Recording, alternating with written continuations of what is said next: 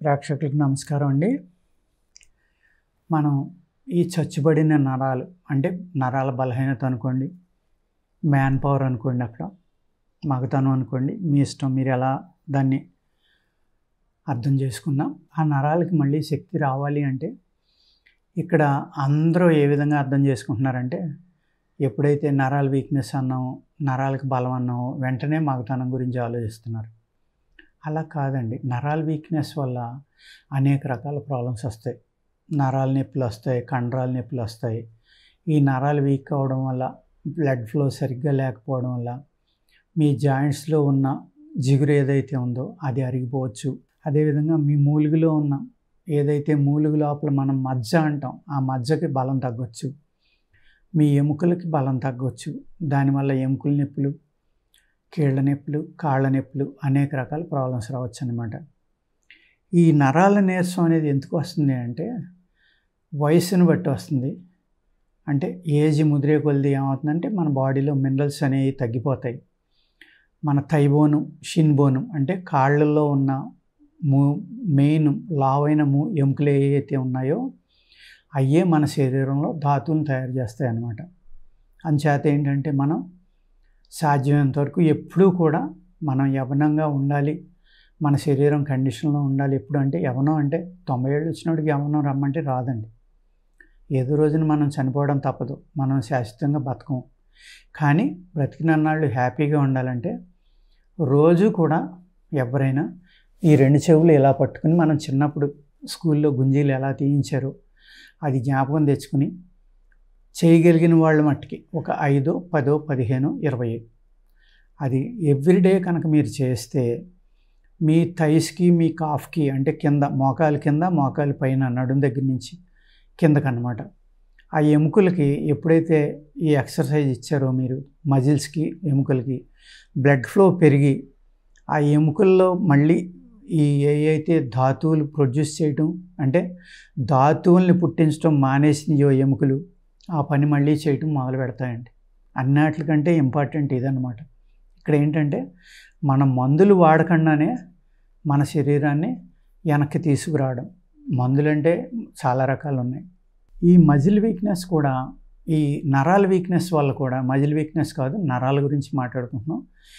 ఈ నరాల వీక్నెస్ వల్ల కూడా అనేక రకాలైన జబ్బులు వస్తాయండి. ఇందులోదే ఒక ప్రాబ్లము పెరాలసిస్ రావచ్చు, మరి అతిగా నీరసం వల్ల పార్కిన్సన్స్ రావచ్చు, మతిమరుపు రావచ్చు, అనేక రకాల సైడ్ ఎఫెక్ట్లు అనేవి వస్తాయన్నమాట. ముసలితనం తొందరగా వచ్చేయడం, ఎన్నో రకాల సైడ్ ఎఫెక్ట్లు ఈ నరాల వీక్నెస్ వల్ల ఉంటాయి. ఈ నరాల వీక్నెస్ వల్ల వచ్చిన జబ్బుల నుంచి మనం బయటపడాలంటే ఆహారం ఇంపార్టెంట్ అండి. సేమ్ టైము వ్యాయామం అనేది చాలా ఇంపార్టెంట్. మీరు ఆహారం ఒకటే తిని ఏసీలో కూర్చుని, ఏసీ కారులోని, ఏసీ రూమ్లోని, ఏసీ ఇంట్లోని తిరుగుతా శరీరానికి శ్రమ ఇవ్వలేదు అనుకోండి, ఆ మందులు మీకు 10-20% పనిచేస్తాయండి. అదే మీరు శారీరక శ్రమ ఎవ్రీడే చేస్తా అంటే వ్యాయామం కానీ, యోగా కానీ, ప్రాణాయామాన్ని కొట్టేది లేదండి. యోగా, వ్యాయామం కన్నా ప్రాణాయామం అద్భుతంగా పనిచేస్తుంది. ఆ ప్రాణాయామం ఎప్పుడు చేసే శక్తి మీలో ఉండాలి అంటే వ్యాయామం కంపల్సరీ. అప్పుడే మీ శరీరం గట్టిగా ఉంది. మీరు ఒక ఆసనంలో కూర్చుని మీరు ఆ ప్రాణాయామం అనేది సక్రమంగా చేయగలరు అన్నమాట. అందుకేంటంటే ఇవన్నీ లింక్ అండి. అట్లీస్ట్ మీరు డైలీ చేయకపోయినా ఎప్పుడైనా అర్జెంటుగా పని ఉంది, హడావుడిగా ఉన్నారు, అప్పుడు కనీసం ఒక 10, 20, 30 ప్రాణాయామాలు చేయండి. ప్రాణాయామం అంటే ఏమీ లేదు, స్లోగా గాలి పీల్చుకోవడం, స్లోగా వదలడం అంతే. మీరు ముక్కులను పట్టుకుని చేసేయాలి, ఓ పద్ధతిగా చేయాలి, అది ఇది అని ఆలోచించకండి. గుండెల నిండా, పొట్ట నిండా లాక్కోవడం, మళ్ళీ పొట్టలోది కూడా బయటికి పంపేయాలి పూర్తిగా, లేకపోతే గ్యాస్ట్రిక్ ప్రాబ్లం అవుతుంది, అప్పుడు మళ్ళీ ఇబ్బంది అవుతుంది.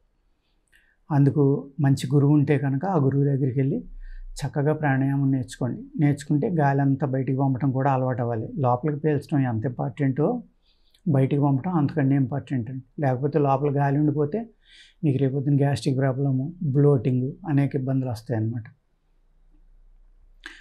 అలాగే మన వాళ్ళు దీనికి శిలాజిత్తు, అశ్వగంధ బాగా ఈ కరోనా వచ్చాక ఇమ్యూనిటీ పెరుగుతుందని విపరీతంగా వాడుతున్నారండి. ఈ శుద్ధి చేసిన శిలాజిత్తు కాదనుకోండి, కొన్ని ప్రాబ్లమ్స్ వస్తాయి. అదేవిధంగా శుద్ధి చేసిన అశ్వగంధ కాదనుకోండి, అప్పుడు ప్రాబ్లమ్స్ వస్తాయి. నేను నా వీడియోలో, అనేక వీడియోల్లో వాటిని ఎలా శుద్ధి చేయాలనేది చెప్పాను, మళ్ళీ చెప్తున్నాను.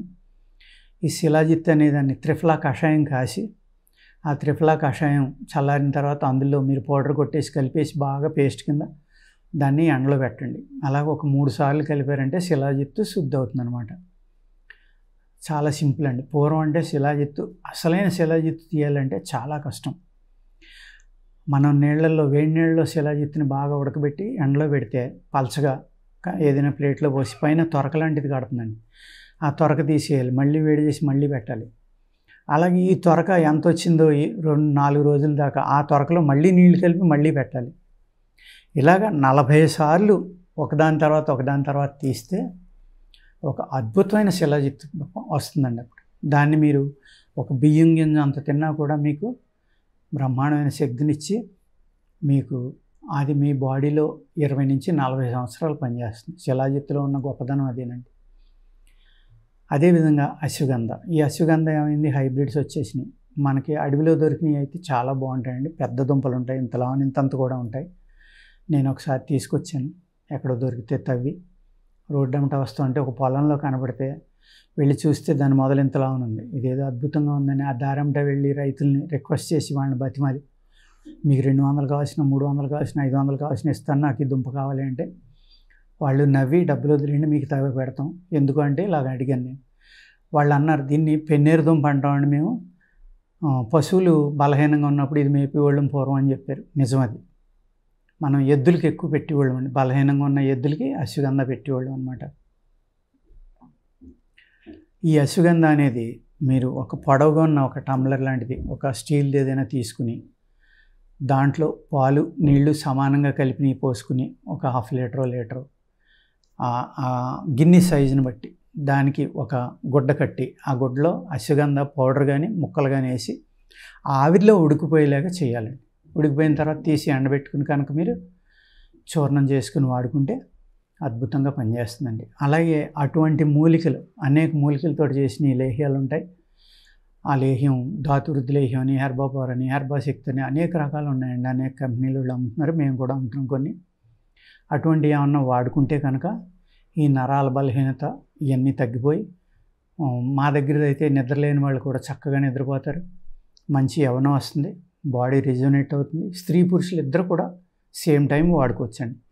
వాడుకోవడం వల్ల ఏమవుతుందంటే మీ ముసలితనంలో వచ్చిన ప్రాబ్లమ్స్, నీరసం కానీ, కాళ్ళు లాగడం, చేతులు లాగడం, లేకపోతే కంటి చూపు తగ్గడం, జ్ఞాపక శక్తి తగ్గిపోవడం, బలం తగ్గిపోవడం, ఇవన్నిటి మీద కూడా పనిచేస్తుందండి. ఓకేనండి. ఇది జాగ్రత్తగా తీసుకుని వాడుకుంటే మనం నరాల బలహీనత నుంచి కూడా బయటపడవచ్చండి. నమస్కారం.